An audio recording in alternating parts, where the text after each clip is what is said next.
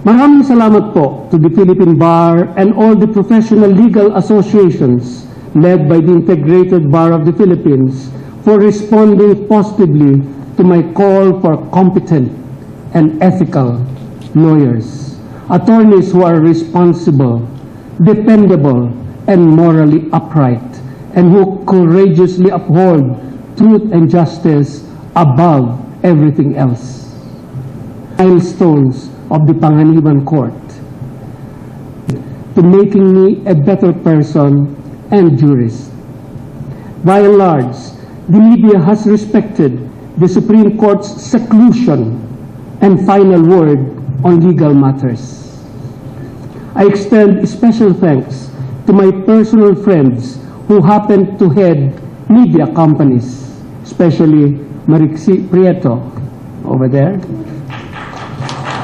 and to my spiritual mentors.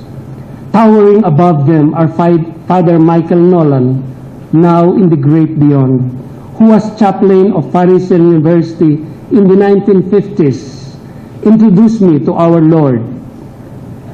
To Father James Sheehy, his successor, who is now parish priest of Labrador, Pangasinan, who eventually baptized all of my 5 children and who has remained my friend to this day. To Father Pascual Adorable, now also in the great beyond, Monsignor Gerardo O. Santos, Father Larry Tan, Father Jerry Tapiador, and Father Tony Rosales, my parish priest, for making me understand my faith more deeply.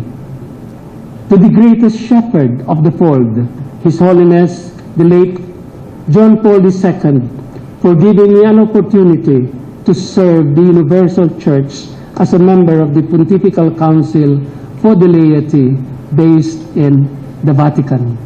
To Jaime Cardinal Sin, bless his soul, Ricardo Cardinal Vidal, who was here earlier but had to leave for an appointment, and Gaudencio Cardinal Rosales, Archbishops Edmundo Abaya, Carmelo Morelos, Leonardo Legaspi, and Angel Lagdameo, as well as Bishop Socrates Villegas, who celebrated Mass this morning, Ted Bacani, and Chito Tagle, to name a few.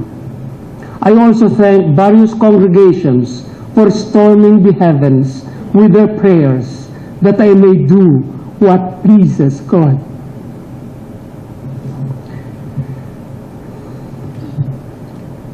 The Carmelites, the Pink Sisters, the Salesian nuns, as well as the countless persons of goodwill, many of them I do not even know and have not even met, but they write, they text, and they email me. Maraming salamat po to the many Catholic lay leaders who have molded and strengthened my faith in Jesus Christ, foremost among whom are two spirit-filled couples, Tita and Bing de Villa. Tita?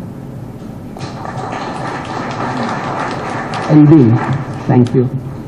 Tita and Bing brought me to the acme of National Catholic lay leadership, particularly in the Parish Pastoral Council for Responsible Voting. I thank them for constantly praying for me and always supporting my every endeavor, even without my asking. Bayan Sonny de los Reyes, the founders of Bukas Loob sa Diyos and pioneers of the Catholic charismatic movement, snatched me from the clutches of darkness and brought Lenny and me to the firmament of renewed Christians in the full light of the Spirit. All these shepherds and leaders have shown the redeeming ethos of passion, death, and resurrection in this temporal world. Indeed, God looks not just at how many times one falls, but more at how many times one rises and learns from the fall. But the one person outside of my immediate family who has had the longest and perhaps the deepest influence in my life, career, and faith, even if he is not a Catholic, is Dr. Jovito Arsalonga, who is also present here.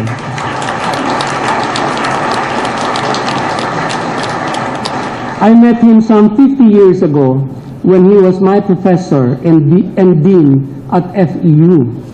Since then, up to the present, he has remained my lifetime guru and model of how to live a life worth living.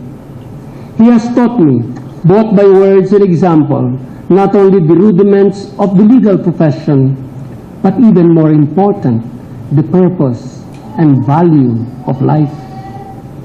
I can write volumes about him and speak endlessly of my gratitude, but for now, let me just sum up in one sentence his foremost teaching, and it is this: while it is desirable to have some of the necessities that money can buy, like adequate food on the table, sufficient clothing, sports and recreation for the body, and even a car and a house for the family, we should never, ever forget that it is far more important to aspire even more ardently for the things that money cannot buy, like honor, dignity, ethics, character, and excellence. Over the years, he has demonstrated that there are timeless values and ideals one must cling to. Our lives on earth are finite and passing. Many times, we may be distracted by the passions of the moment, the gallery's cheers, and the media's adulation. But in the end, what truly satisfies is not the glare of television cameras or the applause of admirers. It is the realization that we have done our duty with honor, self-respect, and integrity, followed our conscience faithfully, and made a difference in the lives and fortune of others less privileged than we are, and ultimately that we have made a contribution to our collective dream of nationhood and individual personhood.